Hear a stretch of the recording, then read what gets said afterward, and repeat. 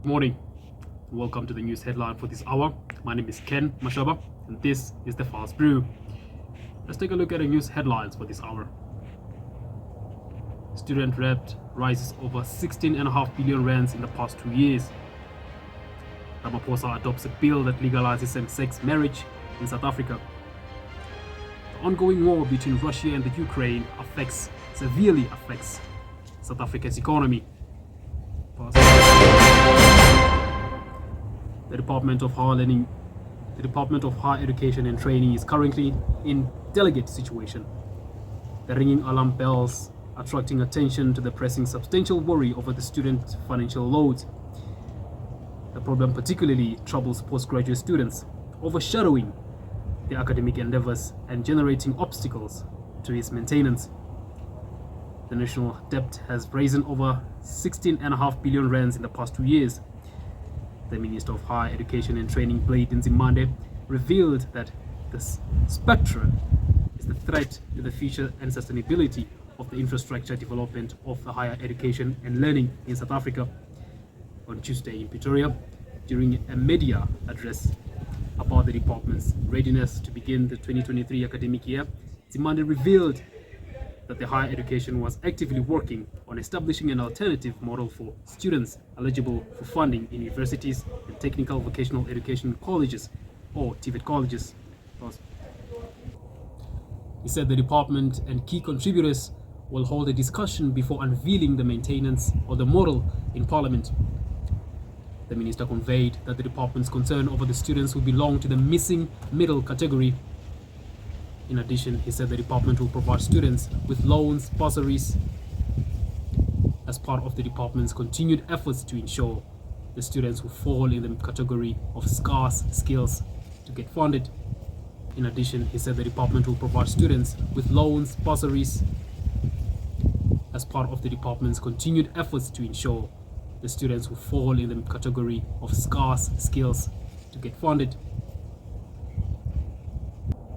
He further stated that they will work with the university and reach an agreement with them that they must also admit students who are willing to acknowledge the debt, with the hope that it will be the last time the department makes such arrangements before the new funding model comes into use.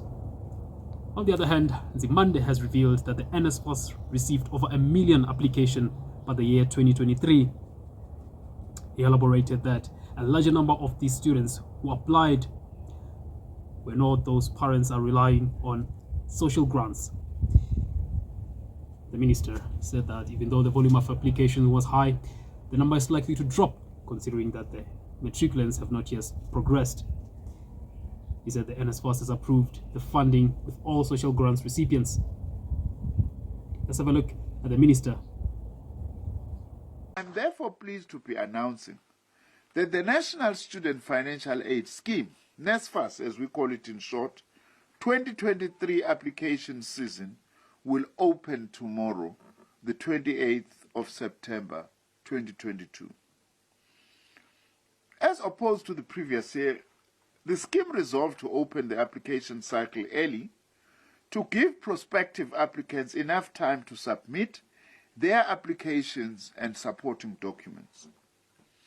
Before I talk about guidelines for our bursary scheme, which we manage through the National Student Financial Aid Scheme, I would like to report on the NSFAS 2022 funding decisions. For the 2022 academic year, NSFAS was allocated a budget of 43 billion rands towards our beneficiaries' tuition fees, food and traveling allowances, as well as study material. We received for this year a total of 985,672 applications, with approximately 140,636 of those being unsuccessful. Majority of unsuccessful applicants were those who failed to provide sufficient evidence to support their application for funding, and those who exceeded the financial eligibility threshold, And those who have already achieved the highest level of qualification that NSFAS funds. Financial aid scheme, yet they also lack the financial means to cover their technical and vocational education and training university expenses. Addressing this concern, the minister has expressed department's apprehension for the students failing within this category. The matter has garnered specific attention from the media. Regarding the question of whether there are viable situation at this horizon, Zimane said that they are exploring strategies to combat this debt burden as the way forward. In response to tackling this crippling crisis head-on, the Minister of Higher Education and Training seeks to develop an alternative funding model. The minister also pointed out that he's working with the South African Social Security Agency and the South African Revenue Services and the Department of Home Affairs to ensure the accurate verification of the streamlined processing of students' applications. To ensure the correct processing of these applications, NSFAS has partnered with other entities that help us further authenticate the data that we receive from applicants. Now, these institutions will be the State Security Agency, it will be the South African Revenue Services, and the Department of Home Affairs. This is as a response to fraudulent applications that NSFAS received for a long time during its existence. Of Higher Education has reported that the minister has led a deliberation centered around refining the students' financial aid model. This model is being designed to address the specific requirements of the missing middle students who fall between the certain income brackets. As for now, the discussion is still ongoing, highlighting the ongoing efforts to establish a new effective and inclusive solution. The missing middle students are classified as those who do not qualify for funding from the National Financial Aid Scheme, yet they cannot afford to pay for their own education. The department has indicated that the discussions are ongoing between the universities and the missing middle students regarding their individual financial circumstances. In a tricky situation, borrowing or stay at home seems to be the motto that goes around for students whose household cannot afford to pay for their universities. I think that the anxiety that is being experienced at the moment is that the universities are in the process of making admissions decisions following the NSC results being released for first-time entering students, that is. And as a result, what normally happens is that those students are able to get their funding decisions at the same time. And the challenge that we're facing now is that because of this shortfall, it has not been possible for NSFAS to confirm the funding eligibility of first-time entering students. And that is because of this shortfall. And this is particularly for first-time entrants into public universities. And what the minister had spoken about yesterday was really to try and bring calm to the situation, to indicate that we are aware of the great deal of anxiety. This is affecting students and their families, but it's also affecting the institutions who are not able to finalize the admissions decisions for their students. And really wanted to try and provide calm that the matter is being addressed and that the shortfall is being looked at by Cabinet tomorrow, and that we hope that we'll be able to make a final decision. As you know, in the budget speech of the Minister of Finance, a commitment was made that all deserving students would, be supported through higher education and training. Right. And that is the work that has been ongoing since then. Coming up next, President Cyril Ramaphosa passes a bill that legalizes same-sex marriages. To get more on these crucial developments, stay tuned to the Fast Brew.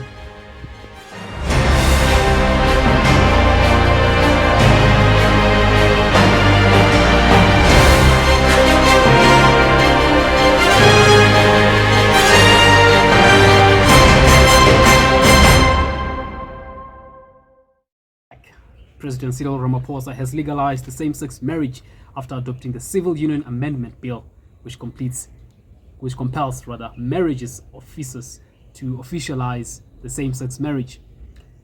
The adoption of the bill took place on Thursday.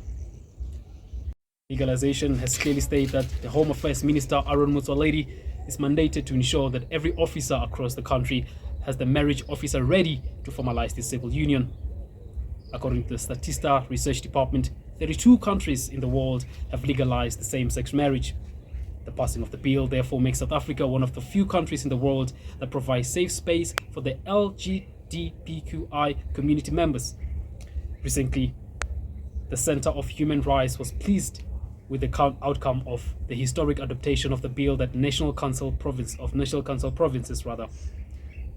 The Center of Human Rights spokesperson Tinura Naidu said the bill has brought important change that will no longer make marriage officers officializing marriages as a couple to depend on their beliefs, conscience, and religion, but as an obligation to do so, as opposed to section of the Civil Union Act of 2006, in short CUA, which give them an option to either agree or disagree with such information or formalization rather. But she went on to say that the Civil Union Act has always and will always be an obstacle for same-sex couples. The marriage officers were unable to deem their marriages legal at Home Affairs offices. Naidu has further indicated that the bill serves as a major development milestone in the aim to extracting the marriage inequalities among genders and ensuring that the same-sex marriages are treated with dignity and they deserve in South Africa. We are now crossing live to our reporter Nicolette Ndlovu, who's on the ground to hear the views of South Africans about the passing of this historic bill. Nicolette, over to you. We are out in the streets of Mankweng, where the University of Limpopo is situated. We are on the topic of same-sex marriages. Now, I took the liberty of pulling one of the residents of University of Limpopo. What is your name, ma'am? Hi, my name is Motapo Kim. Since we are on the topic of same-sex marriages, in the existence of customary marriages, are same-sex marriages considered relevant in the eyes of traditionalists? Firstly, I would like to say that in the world, as the world is revolving, we have different opinions over certain things as people. And then I would say that, in my view, I don't mind if someone is comfortable doing something, but in tradition, I would think that society will never accept that because it's something that was never practiced before and it's only coming out now. So it will be hard for society to take such things into consideration. But eventually, I think that as we evolve, as we go around, people will get it one day. Like, that's just my opinion on it. But I really am in support of it because I feel like if you're good with it, do it. Our next question is how have attitudes towards same-sex marriages evolved over time in current South Africa? Currently, I feel like everyone is getting it. For instance, I would say that people are starting to understand that everyone wants to live the way that they want.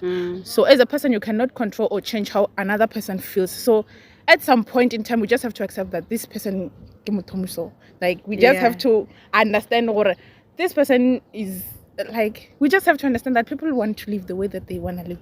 But then I would say, in my opinion, I don't have a problem with someone marrying someone of the same sex because if it sits well with them and if they feel like they're okay, like, I feel like if you're okay with it, do it. Now, for your final question, do you think there are any cultural or religious traditions that have adapted or changed to accommodate same-sex marriages? Yeah, I feel like currently in South Africa, the constitution have changed to accommodate these people. It shows worry. As a country, we are somehow accepting these things. But then I don't think that traditionally or religiously people understand it. It's just a thing of society having to accept it because it's taking place and there's no way of stopping it. But in terms of them accepting it, it's going to be difficult, and it is difficult because it's something it just came up now. It was not practiced back then, even though it might have happened before. It was hidden, but it's only now that people are actually... Okay, we have to stop you there. Thank you for your time. Continuing on the topic of same-sex marriages, we have Mashadi Mabukela. thank you, Mashadi Mabukela. So, what challenges do you think same-sex marriages or couples face when they're planning their weddings or celebrations? The weddings. Okay, I think in same sex, Yes. there's like a one who plays the role of a woman and there's the other who plays the role of a man. So I don't think it's gonna be hard to plan a wedding. You already have the groom and the Yeah. bride, just that when you call them grooms and brides. So, when they're obtaining their marriage licenses, do you think it would be easier for them? Yeah, I think it would. Because all you just have to say is they're brides. They are Mrs. and Mrs. or Mr. and Mr. Mamang. So that's not a problem. Unless if maybe the law disagrees. The bill was actually passed or amended just recently, so I guess it is legal. No, then that's good. So yeah. Okay, thank you for your time, Mashadi Mabukela. You can. Still on the topic of same-sex marriages, we have another resident here. My name is Muchizi Manyache. Okay, thank you, Michizi.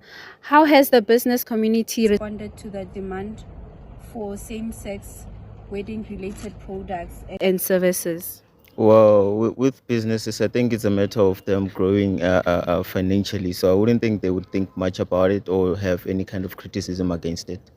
Okay, here's your next question. How do social attitudes towards same-sex marriages vary across generations in South Africa? Okay, let me start with our elderly. As they grow up without this kind of thing all over the place, especially without the influence of social media, they're not more, I would say, open or more good with the idea of homosexuals and different kind of genders. But then with the more modern era, I think we have an acceptance towards homosexuals and all that due to social media influence. So there's a difference between the two. Yes, I would agree. Okay, thank you, Muchizi. There you have it. We have different views here in South Africa and the students particularly. This is News Brew. Over to you in the studio.